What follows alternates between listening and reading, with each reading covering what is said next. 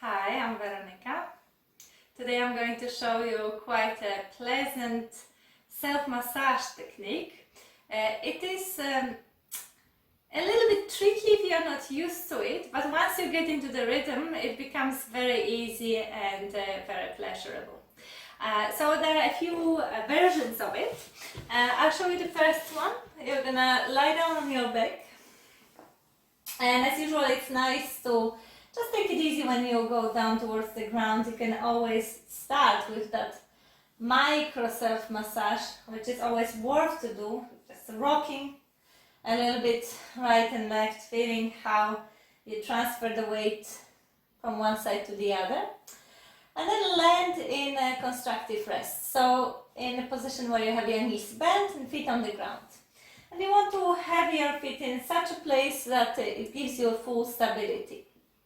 And the arms can go anywhere by your sides or maybe a little bit more out to the sides, it doesn't really matter. And that self-massage comes from a rocking movement where your the point from which you start is the soles of the feet. So you want to really feel the soles of the feet in contact with the ground, and then you start kind of sliding your body up and down the mat using the momentum that starts from the feet. And it really doesn't work if you do it slowly. If it's like one move and the other, it's gonna get really rigid. It doesn't quite work. It's a flow. So the rhythm is a little bit faster, and you can choose what rhythm would work for you, but you want it to be rhythmical. And the second super important thing is to let go of all other parts of the body. So if I had tense head or tense arms and try to do that rocking movement, it would travel only a little bit. It wouldn't be able to travel through the whole body. So the body is relaxed. The body is as relaxed as a ragdoll. And that allows the body to slide up and down the mat, and it creates that massaging function.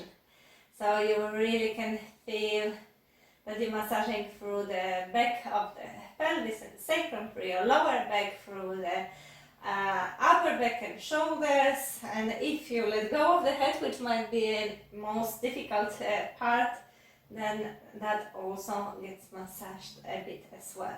And you can keep on going for quite a while until you find that ease and rhythm, and then eventually stop. And it's worth to stop for a while in perfect stillness, just to observe those wonderful effects of it. So the tingly sensation, that sort of vibration or warmth coming through all your body. Now, this version works for me the best personally, but there are few other options where you can also use the momentum.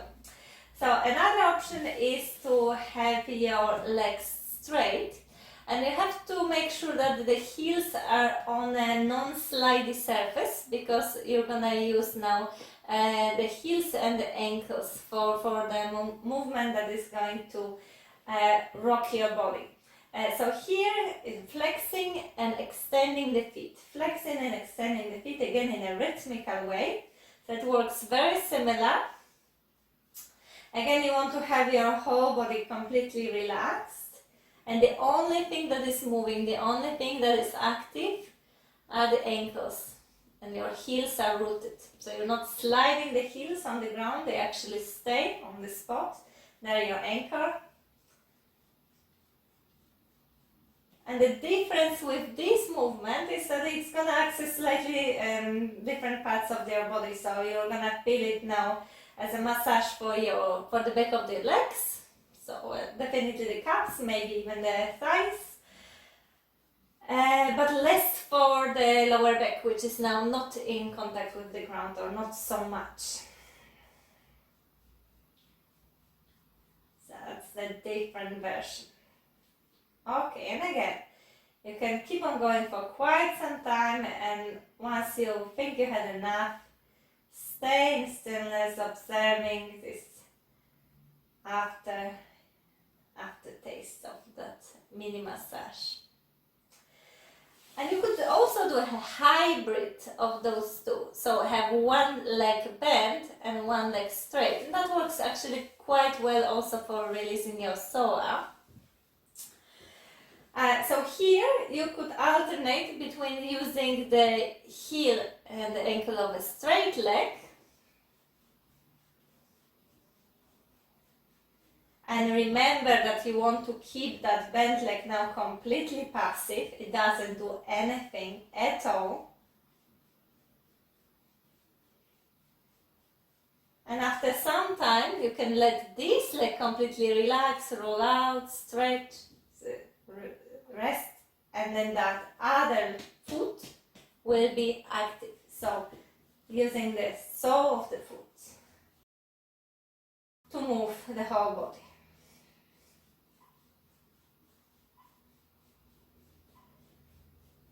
Focusing on keeping that straight leg passive.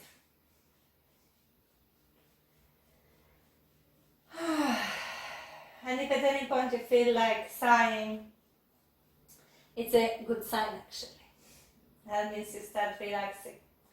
Okay, and obviously you can do the same on the other side. Maybe notice the difference between the right and the left side. And try both options. So the one when you're using the sole of the foot, maybe you will notice that one leg likes to be more active and it's more difficult for it to rest than the other one. So that might be quite an interesting observation. Alright, and then try that with the heel of the straight leg or with the ankle of the straight leg, flexing and extending rhythmically.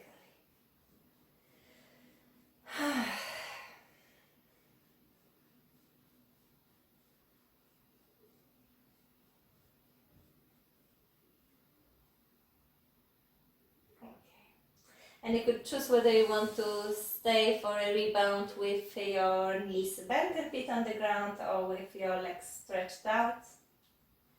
Maybe if you stretch out the legs, you're going to notice that there is a little bit more space in the front of the body, something loosened up there.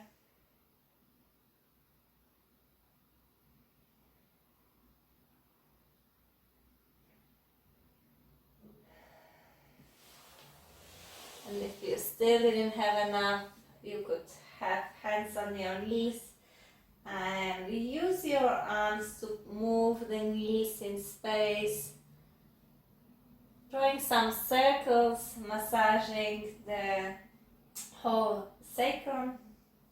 And maybe if you bring the knees a little bit closer in towards you, you're going to feel it more in the lower back. So if the knees are farther away, you feel it more in the sacrum. If the knees are closer towards you, you're going to feel it more in the lower back. And once you had enough of that, you can first roll to one side, stay for a moment there, and after that, come up. And that's it. It's enough to loosen up the body in a quite short time. I hope you enjoyed. Thank you.